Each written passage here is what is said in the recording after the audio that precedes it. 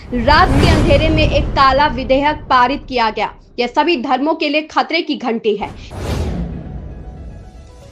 आवश्यकता है United times समाचार पत्र व यूनाइटेड टाइम्स न्यूज चैनल में निम्न स्तर पर विज्ञापन प्रभारी, ब्यूरो चीफ, संवाददाता की इच्छुक व्यक्ति पुरुष महिला संपर्क करें।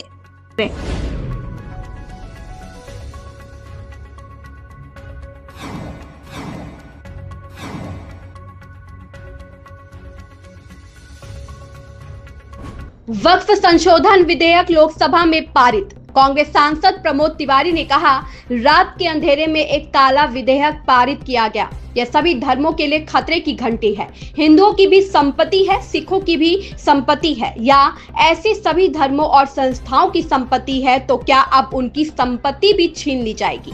राजस्थान में हो सकता है कि यह विधेयक पारित ना हो। हम इस विधेयक का पूरी ताकत से विरोध करेंगे क्योंकि सरकार की नीति और नीयत खराब है। अंधेरी रात में रात की कालिमा के साथ एक काला बजट पास हो गया। ये खतरे की घंटी है सारे धर्मों के लिए, उनके न्यास के लिए, कि इन्होंने तो कहा हमने धर्म के आधार पे नहीं किया है ना। प्रॉपर्टी तो हिंदुओं के पास भी है न्यास में, प्रॉपर्टी तो सिखों के पास भी है, प्रॉपर्टी तो धार्मिक संस्थान जो जैनियों के हैं या तमाम ऐसे धर्म हैं, संप्रदाय हैं उनके पास, तो क्या अब उनकी भी संपत्ति छीनी जाएगी और संपत्ति छीनकर अपने बड़े मित्रों के हवाले की जाएगी? अगर नजर संपत्ति पे है तो लूट लिया सार्वजनिक उद्यम, लूट लिया सार्वजनिक उद्योग, पब्लिक अंडरटेकिंग, अब धार्मिक संपत्तियों की बारी है। जिस आंकड़े से बिल पास ये कानून बन जाएगा, राज्यसभा में क्या रणनीति आप लोगों की? राज्यसभा में पारित नहीं हो पाएगा जैसी संभावना लग रही, क्योंकि लोग इंतजार कर रहे थे लोकसभा का।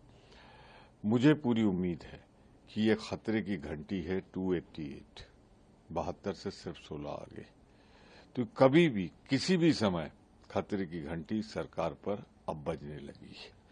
जहां तक राज्यसभा का सवाल है, हम पुरजोर पूरी ताकत के साथ विरोध करेंगे, क्योंकि इसमें सरकार की नीति और नीयत दोनों खराब है। लेकिन विपक्ष ने जिस तरीके से बिल का विरोध किया, गृह मंत्री अमित शाह ने किया, कि लगता है विपक्ष जो है वो देश को तोड़ देंगे, मतलब देश तोड़ने की मंशा है आप लोगों की। देश तोड़ने का इतिहास उठा के देख लें, आजादी के पहले से आज तक थोक व्यापारी अगर कोई है तो Bharatiya Janata party, whole cell agents, उन्होंने हर कदम ऐसे उठाए जिससे देश टूटे।